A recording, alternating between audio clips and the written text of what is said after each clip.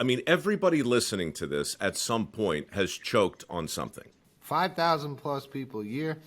Fourth leading cause of accidental death. It's a leading cause of accidental death under 1 over 65.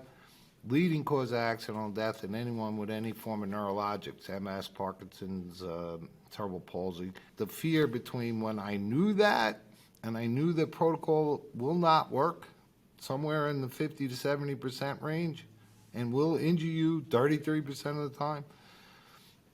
I was scared from then till I had this to be able to save my daughter. Sorry, Arthur, but I just want to be super clear. When you talk about the existing protocols, you're talking about basic CPR, the Heimlich maneuver, all the things that I learned in the Boy Scouts. Yeah. You know, the success rate of those is what? According to the American Heart Association, it's about 50%. If a trained person shows up, it jumps to 70%. So that's a 50% failure rate for a dilettante and a 30% failure rate for an expert. Okay. Yeah, man. So compare that to LifeVac. Knock on wood, we're 100%. I researched about how often the policies, the back blows and the chest compressions don't work. I researched how much force was generated, and I said there's got to be a simpler way. And then you go, like every good garage dude, you go to Home Depot and you buy a plunger and you take some electrical tape and some glue and you change the world. And that's what I did. How important is work ethic? It's kind of like faith. You have to have faith for it to come to fruition. If you work hard, you will understand that it's good. It's a good feeling, you know? I remember rebuilding my dad's cement basement and bashing it with a hammer for months. But when I got done, I was really proud. I was really grateful and felt really good, you know? And I think if you get that part, right, the part where it's not just hard work, it makes you feel good. You kind of get into it, you know? And you build that work ethic because you want to, you know? You want to do something good. And with LifeVac, it's, you know, started with this in my garage. You'd think that was easy. It was impossible. But I've been working 20-hour days, and God told me to, so I went and did it. Ta-da, saved the baby. Hold on. Do that again and try and tilt your camera down. Yeah. Because I want to use this. Show me exactly with that mannequin how this thing works.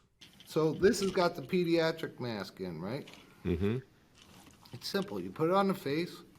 You push it down. That's where that venting system just happened. So it didn't push it in. Because here's the thing. Most choke's upper airway, meaning covers your esophagus and your trachea. You'd say, okay, when it goes into the trachea, maybe it'll fail because now you can dissipate the suction into the esophagus. But you got an upper sphincter muscle that closes.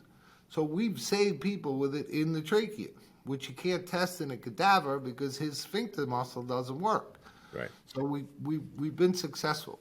Then I was worried about like a coin. It's kind of heavy, right? In the cases where it didn't get it out, it flipped it. So you could breathe, and they do what I did with a pair of needle nose and take the thing out.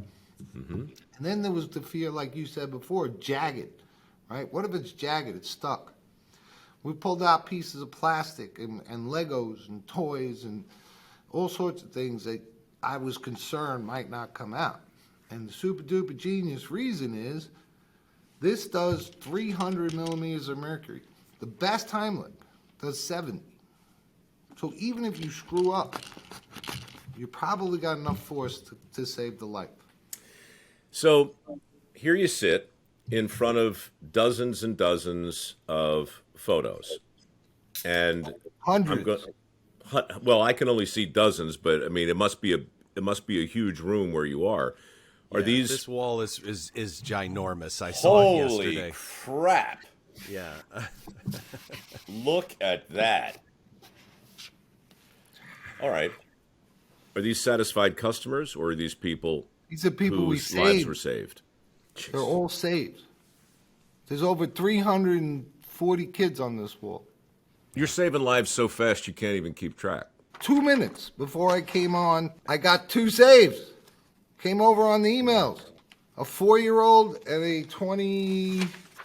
25, I think you said. 25-year-old. Tell me about That's how I call a God wink.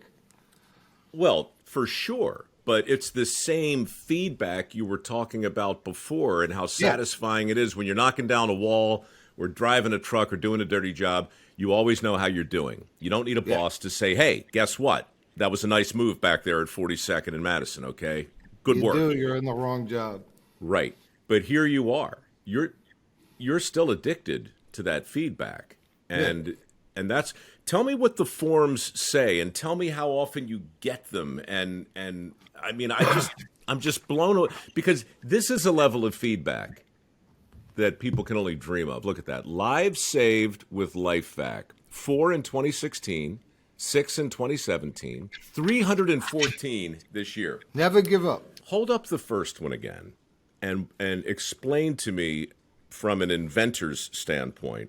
Tell me the truth about how it came together. It was late, and I said, I got to dumb this down. I'm going to go to Home Depot and look at what plumbers would use to unclog a pipe, right? It's kind of funny. So I'm in Home Depot, and I'm just looking, and I'm kind of praying and looking. And I see this little plunger, little sink plunger. I put it on my face and pull it.